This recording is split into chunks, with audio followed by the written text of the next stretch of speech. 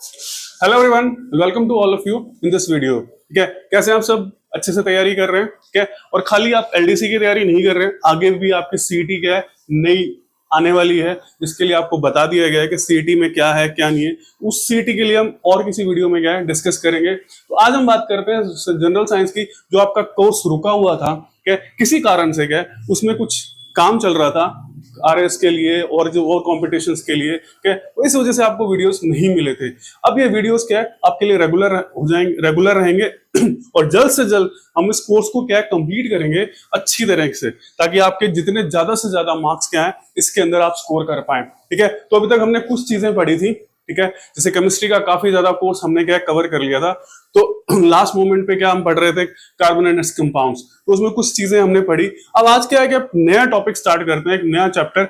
इस चैप्टर के बाद क्या है, जो आपका कार्बन एंड कंपाउंड्स है उसको हम क्या करेंगे, कंप्लीट करेंगे। विल कंप्लीट दैट चैप्टर, क्योंकि उसमें कुछ चीजें देखनी पड़ेगी आपको, क्या क्या करवाया गया है, क्या क्या आपका छूटा हुआ है, तो उस हिसाब से, ताकि कुछ रेपिटेशन क्या है ना हो जाए। तो आज से क्या है हम एक नया चैप्टर स्टार्ट करते हैं जो काफी इंपॉर्टेंट है और काफी क्वेश्चंस क्या है इसमें से पूछे जाते हैं। ना सिर्फ एलडीसी में, आने वाले सीईटी का एग्जाम भी होगा, आरएस का एग्जाम होगा और कोई भी एग्जाम होगा, उसमें से क्या है काफी क्वेश्चंस इसमें पूछे जाते हैं। तो हम बात करेंगे करंट इलेक्ट्रिसिटी की।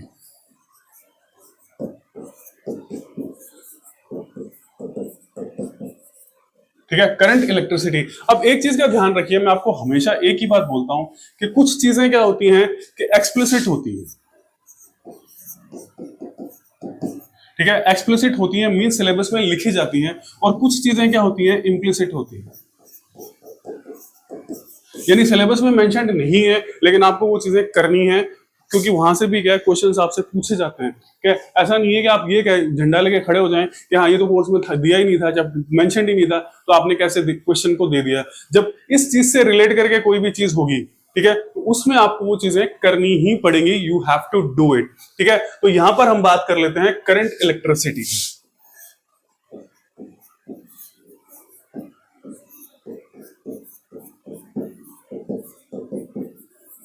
ठीक है, अब हम करंट इलेक्ट्रिसिटी की बात कर लेते हैं। ठीक है, अब इसमें क्या होता है कि जब हम करंट की बात करते हैं या करंट इलेक्ट्रिसिटी की बात करते हैं, तो दो चीजें इसमें आपके पास में आ जाती है। एक तो होती है जिसको हम बोलते हैं स्टैटिक इलेक्ट्रिसिटी।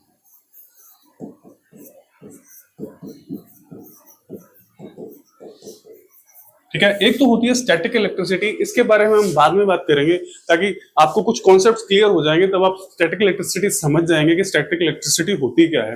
और एक होती है करंट इलेक्ट्रिसिटी। ठीक है, तो स्टैटिक का मतलब आप ध्यान रखिएगा, स्टैटिक का मतलब होता है कि ये दोनों चीजें, एक पॉइंट ध्यान रखिए, ये दोनों चीजें क्या है एक वर्ड से रिलेट करती है, वो होती है चार्ज। ठीक है, एक वर्ड होता है उससे क्या करती है, रिलेट करती है चार्ज। चार्ज से क्या करती है, रिलेट करती है। स्टैटिक का मतलब होता है जो मूवमेंट नहीं कर रहा है, मोशन में नहीं है, उसको हम क्या बोल देते हैं, स्टैटिक बोल देते हैं। स्टैटिक का मतलब जिसकी पोजीशन जो है, जब हम आप फिजिक्स में थोड़ी सी भी पढ़ते हैं, जिसकी पोजीशन क्या है, फिक्स्ड है, यानी उसकी पोजीशन चेंज नहीं हो रही है, तो उसको हम बोल देते हैं स्टैटिक। क्या बोलते थे, स्टैटिक। तो अगर चार्ज की पोजीशन फिक्स्ड है, ठीक है, वो मूव नहीं कर रहा है, जिस पोजीशन पे है वो वही क्या कर रहा है, स्टैंड कर रहा है, टाइम के साथ वो मूव नहीं कर रहा है, तो उस इलेक्ट्रिसिटी को हम बोल देते हैं स्टैटिक इलेक्ट्रिसिटी। ठीक है, उसको हमने क्या कह दिया, स्टैटिक इलेक्ट्रिसिटी। यानी चार्ज जो है डेवलप तो हो गया, क्या है, डेवलप तो हो गया, लेकिन वो मूवमेंट नहीं कर रहा है, मूव नहीं कर रहा है, एक ही पोजीशन पे क्या हो जाता है, फिक्स हो जाता है, तो उसको तो हमने कह दिया स्टैटिक इलेक्ट्रिसिटी। अब करंट का मतलब होता है कि चार्ज इन फ्लो, चार्ज जो क्या क्या कर रहा है, वो फ्लो कर रहा है। ठीक है, चार्ज क्या कर रहा है, फ्लो कर रहा है, यानी एक पोजीशन से दूसरी पोजीशन की तरफ क्या कर रहा है, मूव कर रहा है। अगर इस तरह की इलेक्ट्रिसिटी होती है तो उसे हम क्या कह देते हैं, करंट इलेक्ट्रिसिटी। क्या कह देते हैं, उसे हम कह देते हैं करंट इलेक्ट्रिसिटी कह देते हैं। ठीक है, तो अब सबसे बड़ी चीज आ जाती है कि चार्ज, ठीक है, और फ्लो ऑफ चार्ज।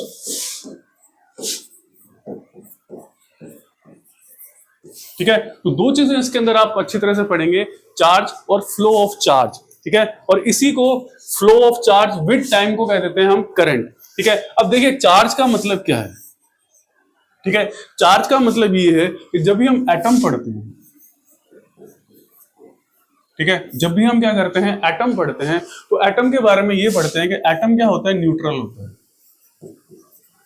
ठीक है, उसमें इलेक्ट्रॉन्स होते हैं और उसमें प्रोटॉन्स होते हैं, दोनों क्या होते हैं, बराबर होते हैं। ठीक है, और यहां पर क्या है कि इलेक्ट्रॉन जो है उसके ऊपर भी क्या होता है, चार्ज होता है, और प्रोटॉन जो होता है उसके ऊपर भी क्या होता है, चार्ज होता है। इलेक्ट्रॉन के ऊपर नेगेटिव और प्रोटॉन के ऊपर क्या होता है, पॉजिटिव चार्ज होता है। ठीक है, तो ये चीजें एक इंपॉर्टेंट चीजें, सिंपल चीजें आपके लिए आपने पढ़ रखी हैं। तो नेगेटिव और पॉजिटिव, प्रोटॉन के ऊपर क्या है, नेगेटिव चार्ज होता है, और इसके ऊपर क्या होता है, ये चार्ज होता है। तो यहां पर चार्ज की कुछ स्पेसिफिक चीजें आप ध्यान रखिएगा कि चार्ज की कुछ स्पेसिफिक चीजें होती है जब हम चार्ज की बात करते हैं। ठीक है, तो सबसे पहले ध्यान रखिएगा कि चार्ज जो होता है वो क्वांटाइज्ड होता है। ठीक है, यानी कि क्या है, इसकी क्या है, फिक्स्ड वैल्यूज होती है।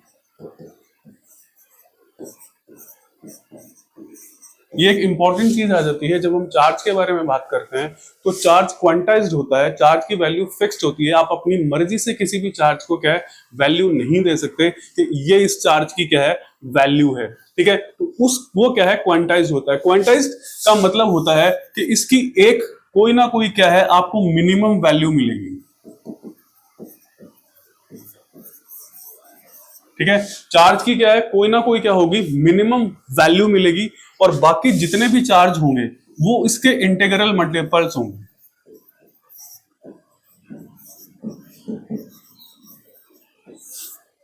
क्लियर है, इंटीग्रल क्या होंगे, मल्टीपल्स होंगे। ठीक है, मींस मिनिमम एक वैल्यू होगी और उससे बाकी वैल्यूज क्या करेंगी, रिलेट करेंगी। जब भी हमने उससे कह दिया उसके इंटीग्रल मल्टीपल्स होते हैं, तो उससे क्या, वो क्या करता है, चार्ज को कॉन्स्टिट्यूट करता है। इससे क्या है, चार्ज आपके पास में बनता है। ठीक है, और जनरली क्या है, जब हम बात कर लेते हैं तो जनरल वे की बात ध्यान रख लेना, हर जगह मत लिख लेना।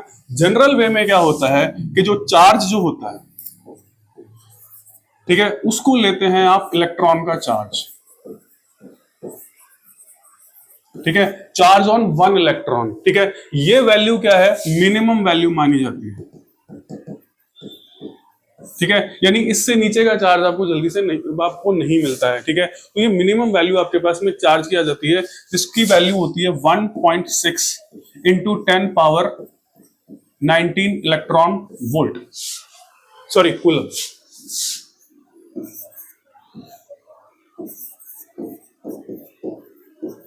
ठीक है, इतना क्या है, इलेक्ट्रॉन का चार्ज होता है। अब ध्यान रखिएगा कि इलेक्ट्रॉन पे क्या है, नेगेटिव चार्ज होता है, और प्रोटॉन पे क्या है, पॉजिटिव चार्ज होता है। क्लियर है, ये एक इंपॉर्टेंट चीज हो जाती है कि इलेक्ट्रॉन पे इतना नेगेटिव चार्ज है और प्रोटॉन पे इतना पॉजिटिव चार्ज है। लेकिन जब भी आप न्यूमेरिकल्स करते हैं, ठीक है, तो नॉर्मली क्या है, इस चार्ज को पॉजिटिव में रखा जाता है।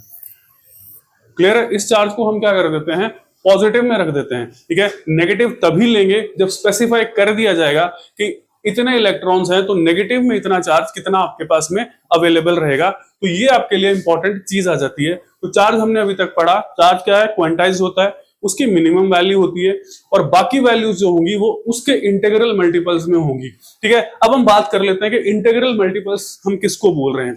तो ये जो चार्ज है जिसको हमने बोला 1.6 इंटू 10 पावर 9 - 19 कूलम, इसको रिप्रेजेंट किया जाता है ई से, means charge on electron.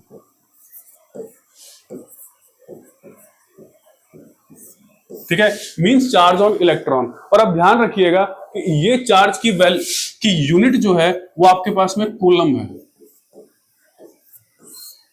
Unit का आपको बहुत ध्यान रखना पड़ेगा जब आप क्या कर रहे हैं, न्यूमेरिकल्स को सॉल्व करेंगे, तो यूनिट का आपको बहुत ज्यादा क्या करना पड़ेगा, ध्यान रखना पड़ेगा। तो कौन सी यूनिट, किस किस किस किस जो आपने जो भी क्वांटिटी ली है, फिजिकल क्वांटिटी, उसकी यूनिट क्या है, ये आपको ध्यान रखनी जरूरी होती है। ठीक है, अब इंटीग्रल मल्टीपल्स का मतलब ये होता है कि इंटीग्रल हम लेते हैं एन से क्या है, इंटीग्रल डिनोट करते हैं। तो इंटीग्रल मल्टीपल का मतलब ये है कि एन इंटू ई, ये क्या है, चार्ज की वैल्यू होती है। इसको क्या हम क्यू से रिप्रेजेंट करते हैं। बड़ा क्यू भी ले सकते हैं आप, छोटा क्यू भी ले सकते हैं, कोई प्रॉब्लम नहीं है। तो इसको क्या करते हैं, क्यू से रिप्रेजेंट करते हैं।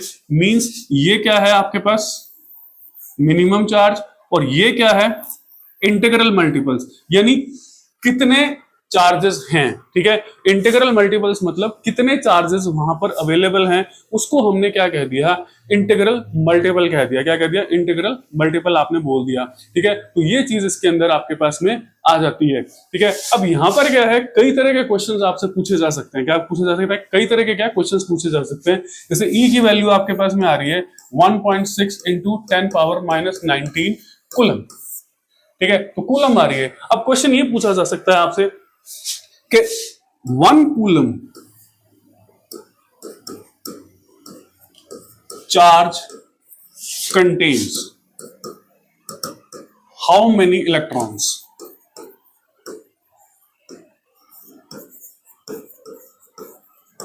एक तो ये क्वेश्चन आपसे पूछ लिया गया, इसी को दूसरे तरीके से पूछा जा सकता है कि how many electrons collectively constitute 1 coulomb of charge, यानी कितने इलेक्ट्रॉन से 1 कूलम चार्ज बनता है। क्या कितने इलेक्ट्रॉन से क्या करता है, 1 कूलम क्या है आपके पास में चार्ज बन जाता है। तो हमारे पास में वही चीज आ जाती है कि Q is equal to NE। ठीक है, तो ये आपके पास में वैल्यू आ गई। ये क्या है आपके पास में, Q की वैल्यू है कि भाई Q आप कैसे निकालोगे। अब यहां पर क्या है कि आपको क्या निकालना है, what you have find out, आपको ये चीज निकालनी है, n की वैल्यू फाइंड आउट करनी है। किसकी वैल्यू फाइंड आउट करनी है, n की वैल्यू फाइंड आउट करनी है। Q आपके पास में कितना है, 1 कूलम,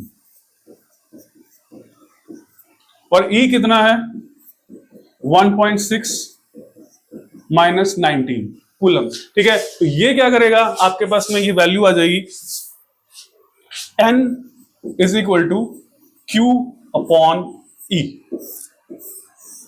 ठीक है, तो ये आपके पास में क्या आ जाएगी, वैल्यू आ जाएगी। तो इससे क्या करेंगे आप, n की वैल्यू क्या करेंगे, फाइंड आउट कर लेंगे। तो n की वैल्यू कितनी आ जाएगी आपके पास में, Q की वैल्यू कितनी है 1, और नीचे कितना आ रहा है आपके पास में। अब ध्यान रखिएगा, ऊपर भी आपके पास में क्या है, कूलम है, और नीचे भी क्या है 1.6 इंटू 10⁻⁻19 कूलम।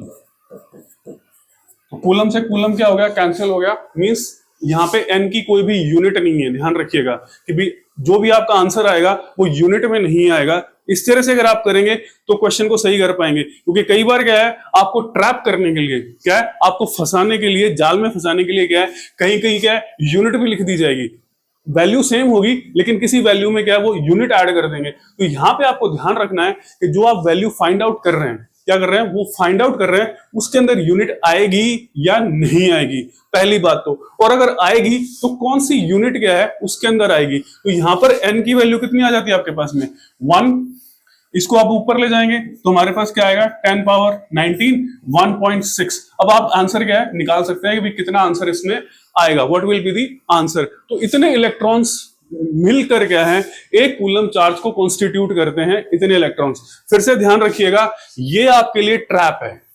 ठीक है, मींस वैल्यू तो आपको देखनी है। जब आप न्यूमेरिकल सॉल्व कर रहे हैं या क्वेश्चन सॉल्व कर रहे हैं तो वैल्यू तो आपको देखनी है कि वैल्यू क्या आ रही है। वैल्यू के साथ में आपको यूनिट भी चेक करनी है कि भाई उसमें यूनिट आ भी रही है या नहीं आ रही है। अगर यूनिट नहीं आ रही है तो आप जिसमें यूनिट नहीं है आप उसको करेंगे, और अगर यूनिट आ रही है तो उसके अंदर आप जिसमें यूनिट आ रही है उसको आप क्या करेंगे, टिक करेंगे। तो ये ट्रैप आपको क्या कर सकता है, फंसा सकता है। आपका आता हुआ क्वेश्चन भी क्या हो सकता है, गलत हो सकता है। तो ध्यान रखिएगा, ये एक इंपॉर्टेंट चीज आ जाती है। ठीक है, तो ये तो था आपके पास में चार्ज, क्या किसकी हम बात कर रहे थे, चार्ज की बात कर रहे थे। ठीक है, तो और एक बात का ध्यान रखिएगा, हम यहाँ जितनी भी यूनिट्स की बात करेंगे वो होगा SI यूनिट सिस्टम। ठीक है, SI यूनिट सिस्टम या MKS कह लेते हैं उसको, सिस्टम इंटरनेशनल, इसको बोलते हैं सिस्टम इंटरनेशनल ऑफ यूनिट्स। ठीक है, तो उन्हीं यूनिट्स की क्या करेंगे हम बात करेंगे जब तक दूसरे सिस्टम को स्पेसिफाई नहीं किया जाएगा तब तक। ठीक है, अब बारी आ जाती है करंट की। ठीक है, अब करंट क्या होता है। ठीक है, तो हमने दो तरह के करंट पढ़े थे। एक तो स्टैटिक करंट के बारे में पढ़ा था कि भी चार्ज क्या है, फिक्स है, मूव नहीं कर रहा है, और दूसरा जिसके बारे में हम अब पढ़ते जाएंगे वो होगा current electricity means flow of charge, ठीक है। तो वो आपका क्या हो जाएगा, कॉन्स्टिट्यूट करेगा करंट को, क्या करेगा, कॉन्स्टिट्यूट करेगा करंट को। अब यहां ध्यान रखिएगा कि करंट की जो डेफिनेशन होती है वो होती है rate of flow of charge. Clear है, ये ध्यान रखिएगा, rate of flow of charge को हम क्या कह देते हैं, करंट कह देते हैं, ठीक है। अब यहां पर एक चीज इंपॉर्टेंट है, जब भी आप इसकी चीज की बारी आती है, यहां पर जो भी चीज आ जाती है तो उसका जो रिलेशन होता है वो होता है टाइम के साथ में, ठीक है, टाइम के साथ में। मींस गिवन टाइम के अंदर कितना चार्ज फ्लो किया गया है, क्या कितना चार्ज फ्लो हुआ है, कहां से फ्लो हुआ है उसके बारे में भी हम बात कर लेते हैं कि इतने टाइम में चार्ज कितना फ्लो हुआ है, कितने चार्ज ने मूवमेंट किया है, ठीक है। तो यहां पर दो चीजें आ जाएंगी आपके पास में, मींस चार्ज और रेट ऑफ जब भी होता है तो टाइम क्या आ जाता है आपके पास में, नीचे आ जाता है। क्लियर है, टाइम क्या आ जाता है आपके पास में, नीचे की तरफ आ जाता है, नहीं डिनोमिनेटर में आ जाता है, और ये जो चीज होती है वो न्यूमरेटर में रहती है। तो करंट की जो वैल्यू होगी वो उसके लिए क्या आ जाएगा आपके पास में, चार्ज अपॉन टाइम, ठीक है, चार्ज अपॉन टाइम आपके पास में ये चीज आ गई। और अब करंट को जो आप डिनोट करते हैं वो हम आई से डिनोट करते हैं। आई से क्या करते हैं, करंट को डिनोट करते हैं। करंट की जो रिप्रेजेंटेशन होता है वो किससे होता है, आई से होता है। और चार्ज के लिए हमने क्या लिया था, क्यू, या ये भी आपको कहीं मिल जाएगा। और टाइम के लिए आप क्या लेते हैं, टी ले लेते हैं, ठीक है। अब यहां पर भी क्या है, आपसे डायरेक्ट यूनिट भी पूछी जा सकती है कि इसकी यूनिट क्या होती है। तो दो तरह की यूनिट आपको मिलेंगे, इसकी ध्यान रखिएगा, आपको किस तरह से लेनी है ये ध्यान रखिएगा। अब यहां पर क्या है कि इसकी यूनिट क्या होती है, कूलम, और इसकी यूनिट क्या होती है, सेकंड। तो एक तो यूनिट आपके पास में आ गई, क्या आ गई, कूलम पर सेकंड, या इसको ऐसे भी लिखा जा सकता है,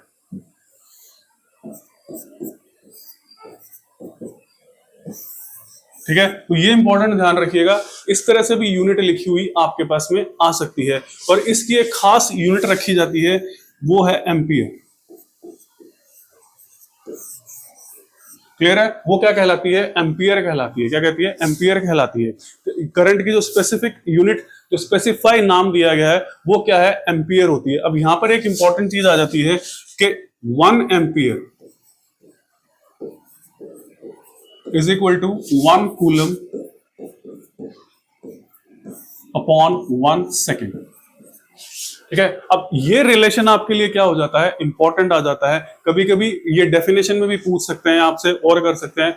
मींस 1 एम्पियर करंट हम उसको बोलते हैं, क्या बोलते हैं, 1 एम्पियर करंट हम उसको बोलते हैं जब 1 कूलम चार्ज किसी कंडक्टर के पॉइंट से, ठीक है, अभी कंडक्टर और उसके बारे में बात कर लेते हैं, किसी कंडक्टर से जब फ्लो करता है 1 सेकंड के लिए, ठीक है, मींस 1 एम्पियर करंट हम उस करंट को बोलेंगे when 1 coulomb charge flows through a conductor for 1 second only, ठीक है। तो ये एक इंपॉर्टेंट चीज आ जाती है, this is what is important for you. तो यहां पर क्या है कि जब उन्होंने कहा है हमारे चेयरमैन साहब ने कि भाई हम थोड़ा सा डिफिकल्ट पेपर बनाएंगे, मींस कॉन्सेप्चुअल बनाएंगे, तो इस तरह से क्वेश्चन भी क्या है आपसे पूछे जा सकते हैं। They can ask you questions like this, ठीक है। अब एक चीज हम बात कर लेते हैं कि दो चीजें आपको मिलेंगी, एक होता है कंडक्टर्स और एक होते हैं आपके पास में इंसुलेटर्स, ठीक है। एक कंडक्टर्स होते हैं और एक क्या होते हैं, इंसुलेटर्स होते हैं, ठीक है। Conductors means substances which allows current to pass through them,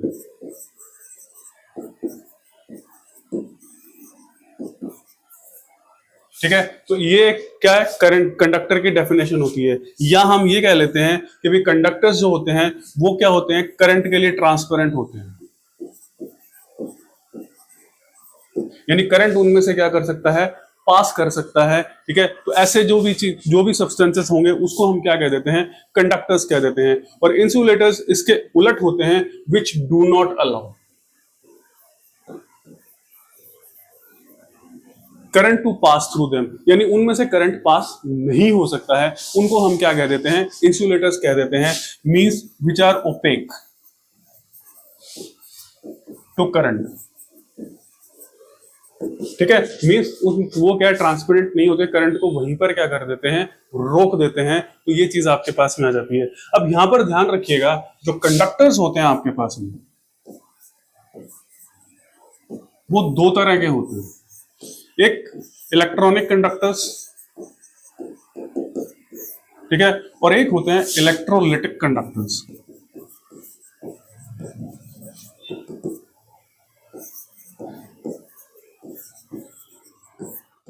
ठीक है, इलेक्ट्रॉनिक कंडक्टर्स मींस जैसे मेटल्स हो गया आपके पास, उनमें जो कंडक्शन होता है, यानी करंट जो होता है वो इलेक्ट्रॉन्स की वजह से होता है। क्या होता है, फ्लो ऑफ इलेक्ट्रॉन्स की वजह से होता है। ठीक है, तो उनको बोल दिया हमने इलेक्ट्रॉनिक कंडक्टर्स। क्या क्या इलेक्ट्रॉनिक कंडक्टर्स मींस जो करंट जो कॉन्स्टिट्यूट करेंगे, जिनसे करंट बनेगा, वो हमारे पास में क्या है, इलेक्ट्रॉनिक कंडक्टर्स होते हैं। मींस इलेक्ट्रॉन से क्या है, करंट फ्लो करता है, तो इलेक्ट्रॉन जब भी होंगे तभी करंट फ्लो करेगा, फ्री इलेक्ट्रॉन्स नहीं होंगे। यहां पर एक ध्यान रखिएगा, फ्री इलेक्ट्रॉन्स अवेलेबल होते हैं।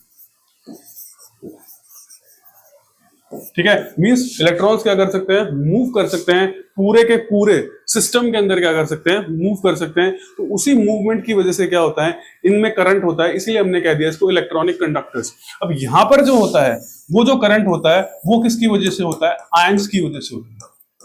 ठीक है, आयंस की वजह से होता है। किसकी वजह से, आयंस की वजह से होता है। और आयंस आपको बताया, पहले भी बताया गया था। ठीक है, आयंस का मतलब होता है चार्ज्ड पार्टिकल्स।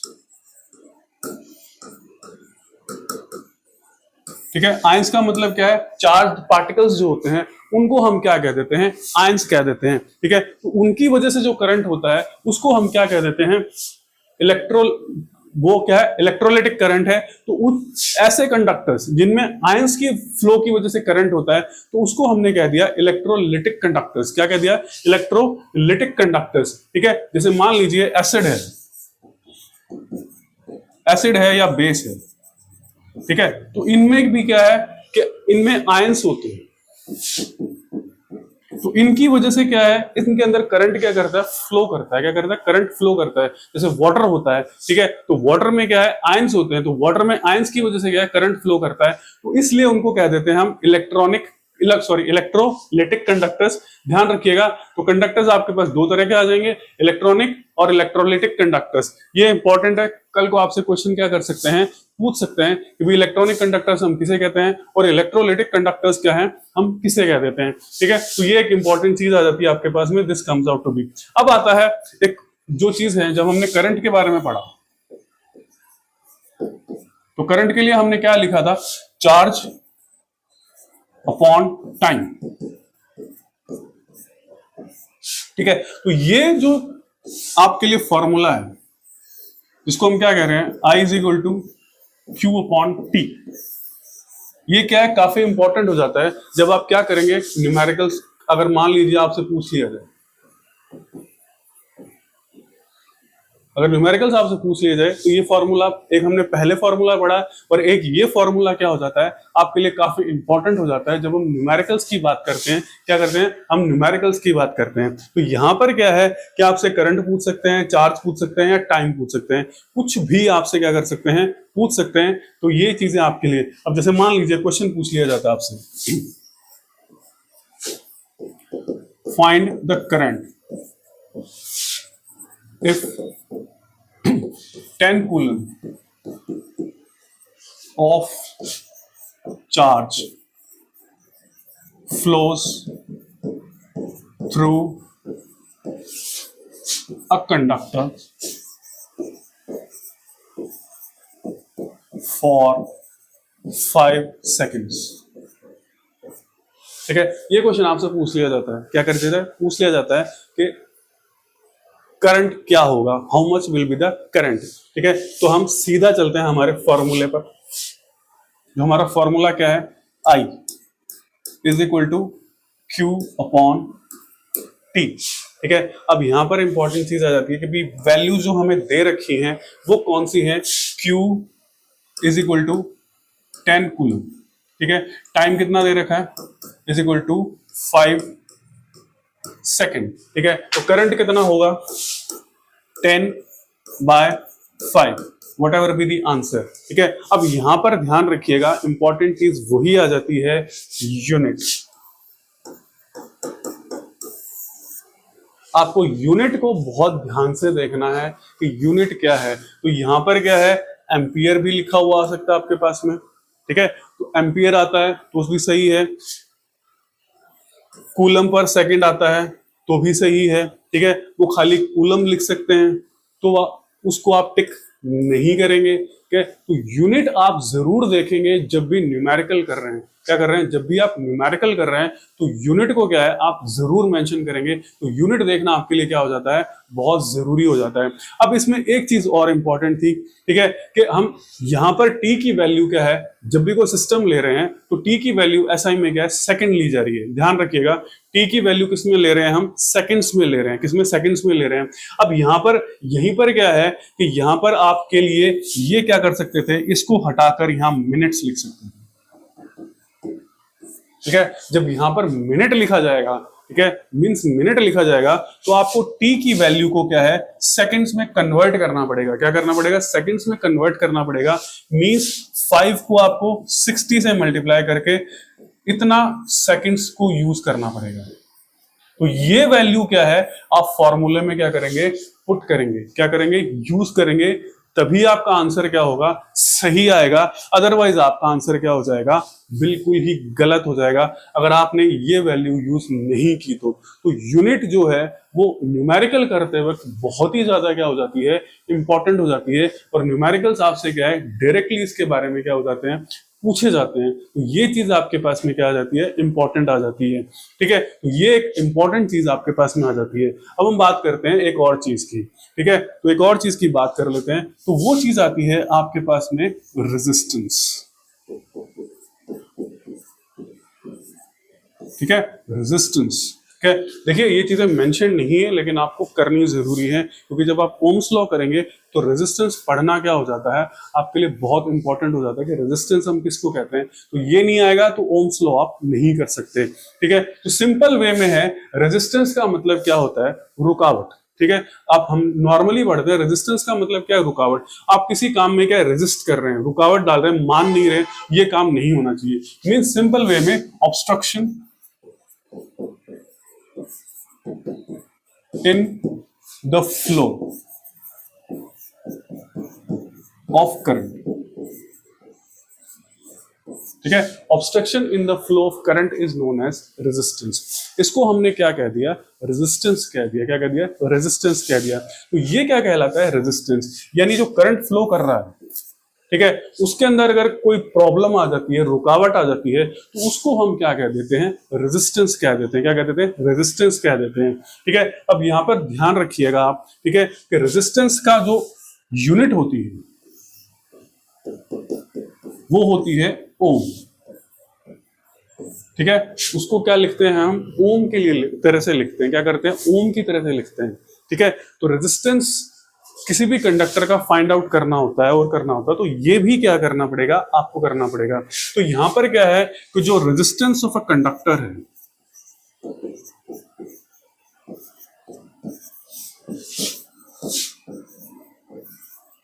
और हम कह लें सब्सटेंस, डिपेंड्स अपॉन, यानी किन चीजों पर क्या करता है, ये डिपेंड करता है। तो ये चीजें आपको लिखनी या पता होनी चाहिए, बहुत जरूरी है। तो उसको हम क्या कर देते हैं, देख लेते हैं। ठीक है, तो रेजिस्टेंस ऑफ अ कंडक्टर और अ सब्सटेंस और मटेरियल जो कुछ भी है, वो क्या करता है, सबसे पहले इसको एक चीज और ध्यान रखिएगा, इसको क्या है, आर से रिप्रेजेंट करते हैं।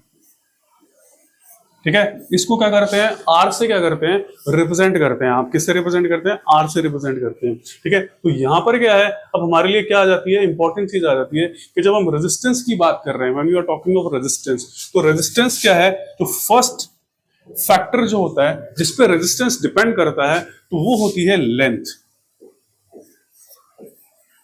ठीक है, लेंथ ऑफ कंडक्टर, यानी जो कंडक्टर है उसकी लेंथ कितनी है, उसकी लंबाई जो है, लेंथ कितनी है। तो R is directly proportional to L. Clear है? ठीक है, तो ये ध्यान रखिएगा, ये प्रोपोर्शनैलिटी साइन है।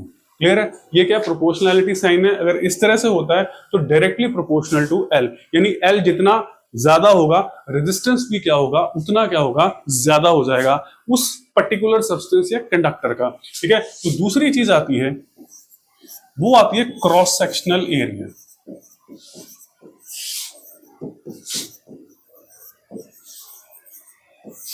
क्लियर है? क्रॉस सेक्शनल एरिया आ जाता है। अब क्रॉस सेक्शनल एरिया के लिए जो चीज होती है वो होती है R is inversely proportional to ए।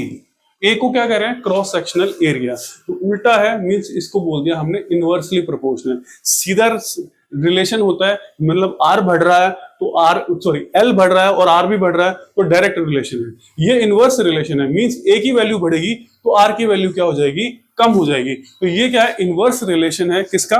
इसका। ठीक है, तो ये दो आपके पास में क्या आ जाते हैं? रिलेशंस आ जाते हैं। तो इन दोनों को अगर आप क्लब करेंगे, क्या करेंगे? ऐड ऑन करेंगे, मिक्स करेंगे, तो आर जो हो जाता है प्रोपोर्शनल टू एल अपॉन ए। ठीक है, तो ये एक रिलेशन आपके पास में आ गया। ठीक है, तो अब हम क्या करते हैं कि इसको इक्वल को, इस प्रोपोर्शनैलिटी साइन को हटाने के लिए, मींस इक्वल करने के लिए एक कांस्टेंट या एक स्पेशल प्रॉपर्टी यूज की जाती है।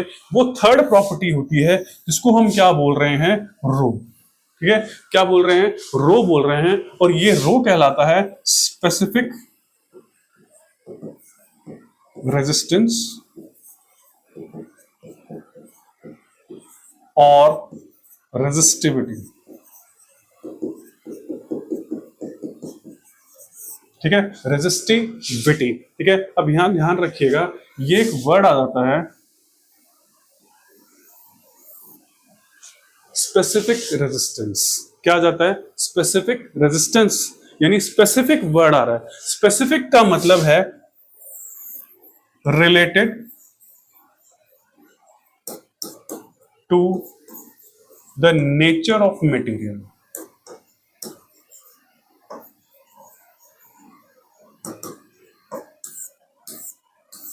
क्लियर है?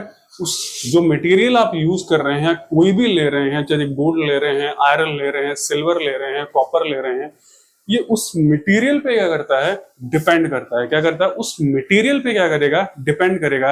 यानी मटेरियल चेंज करते ही इसकी वैल्यू क्या हो जाएगी? चेंज हो जाएगी। क्या हो जाएगी? इसकी वैल्यू चेंज हो जाती है। ठीक है, तो यहां ध्यान रखिएगा, इसीलिए इस वर्ड को क्या नाम दिया है? स्पेसिफिक वर्ड यहां पर क्या है? यूज किया गया है, क्योंकि ये स्पेसिफिक उसी मटेरियल की वैल्यू है। क्या है? उसी मटेरियल की वैल्यू, और उस मटेरियल के लिए ये वैल्यू फिक्स रहती है। क्या कहती है? पर्टिकुलर मटेरियल, यानी पर्टिकुलर जो भी मेटल आप ले रहे हैं, उस मेटल के लिए और के लिए वैल्यू क्या रहती है? फिक्स रहती है। इसीलिए हमने इसको क्या बोल दिया? इसको नाम दे दिया गया स्पेसिफिक रेजिस्टेंस। और ये जब भी आप प्रोपोर्शनैलिटी साइन हटाते हैं तो ये आपकी वैल्यू आ जाती है रो एल अपॉन ए। ठीक है, तो ये आपकी वैल्यू आ जाती है। इससे कई सारे न्यूमेरिकल्स क्या करने पड़ेंगे?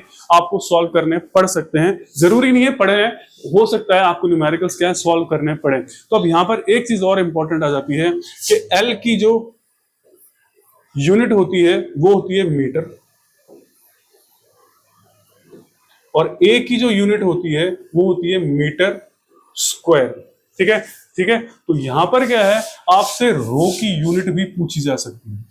क्या है? रो जो है उसकी यूनिट भी क्या है, कई बार पूछ सकते हैं। तो उसकी यूनिट ध्यान रखिएगा, जैसे ही आप इसे इंटरचेंज करेंगे, क्या करेंगे? चेंज करेंगे, तो यहां पर रो की जो वैल्यू हो जाएगी वो हो जाएगी आर ए अपॉन एल।